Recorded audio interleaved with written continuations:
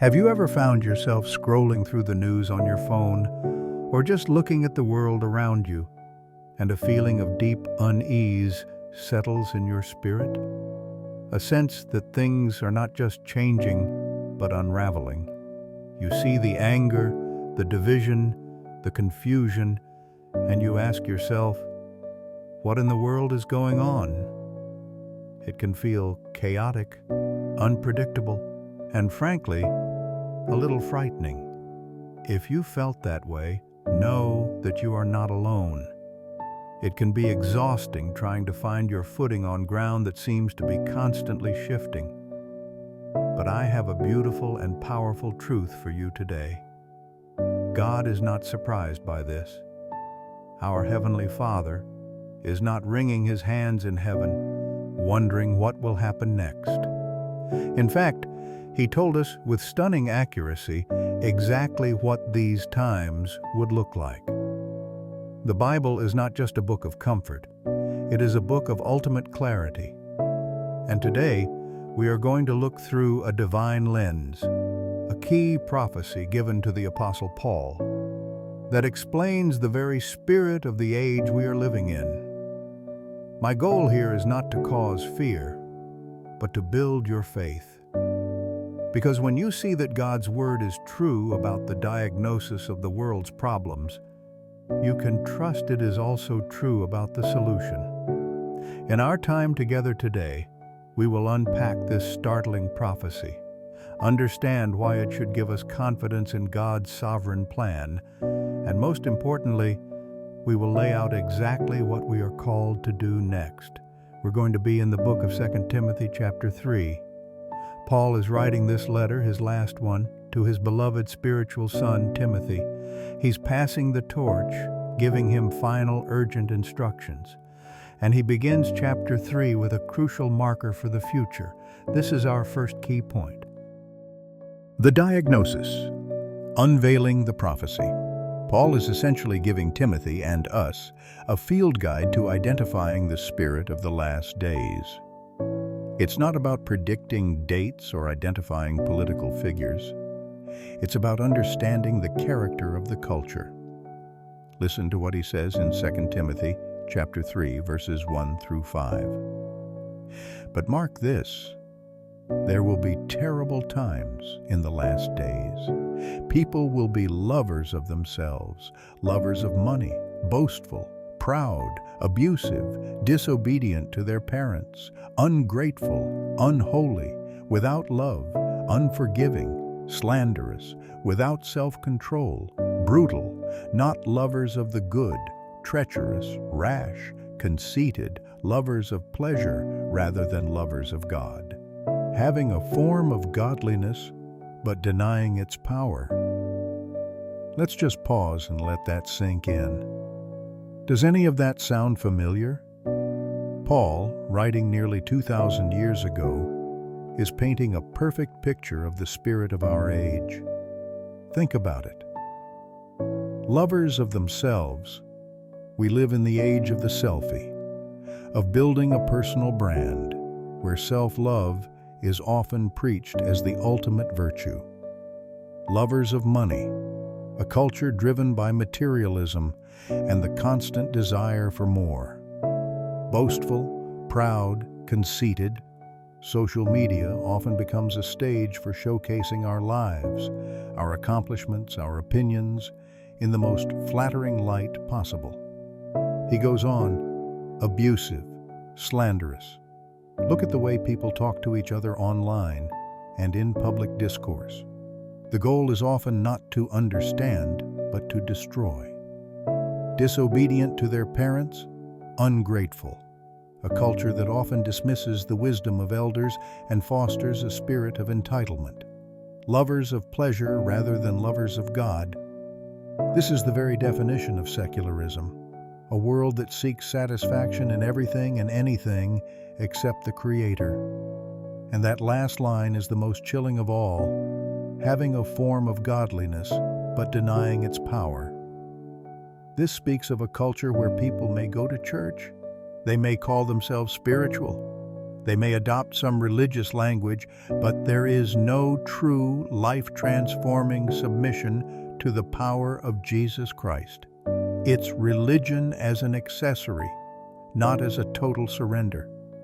When we read this list, it's not to point fingers and say, "Look at how terrible those people are."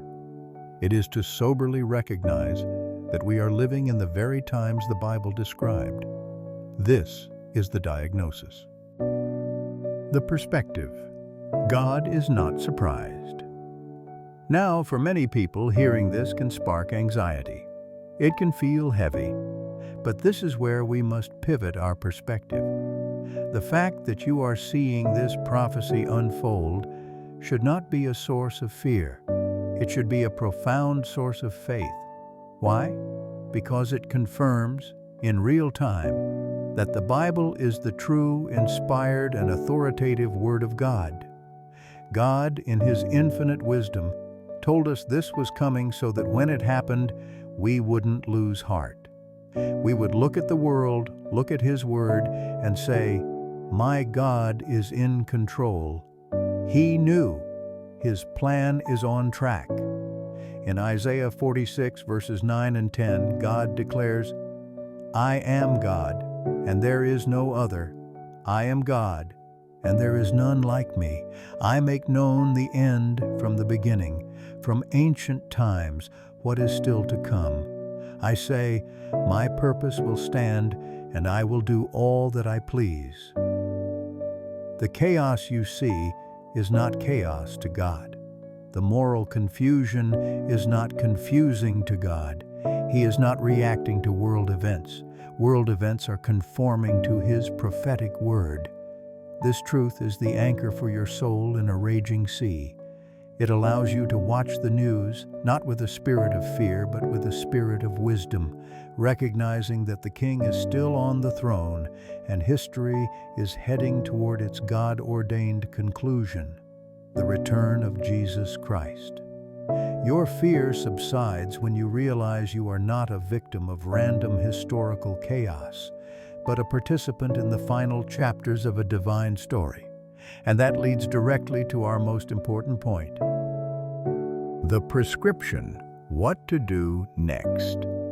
If this is the diagnosis and our perspective is faith, not fear, then what is the prescription?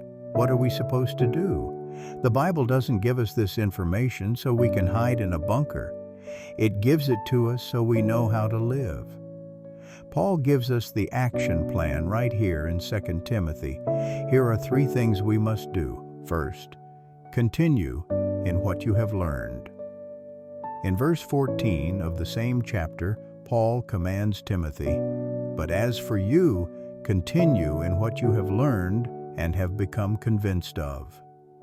In an age of confusion, you must be more anchored in the Word of God than ever before. Don't be tossed back and forth by every new cultural wave or popular opinion. Ground yourself, your family, your decisions, and your emotions in the unchanging truth of Scripture. Turn off the noise of the world and turn up the volume of God's voice. Your Bible is not just a book, it is your lifeline. Second, be a light, not just a critic. It is easy to look at the darkness Paul described and simply curse it. It's easy to become angry, cynical, and judgmental. But Jesus gives us a different command in Matthew 5. "You are the light of the world. Let your light shine before others, that they may see your good deeds and glorify your Father in heaven." Our primary role is not to be the world's critic, but to be its alternative. In a world that is without love, we must be defined by our love. In a culture that is ungrateful, we must be a people of profound gratitude. In an age that is lovers of themselves, we must live lives of service to Christ and others. The darker the room, the more powerful a single candle becomes. And third, guard your heart and your home. Paul ends his description in verse 5 by saying, "Have nothing to do with such people."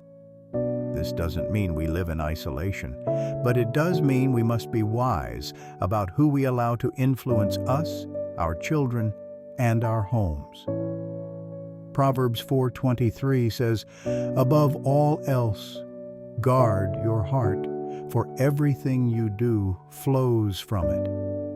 You must be intentional about cultivating a sanctuary of peace, godliness, and love within your own heart and your own four walls.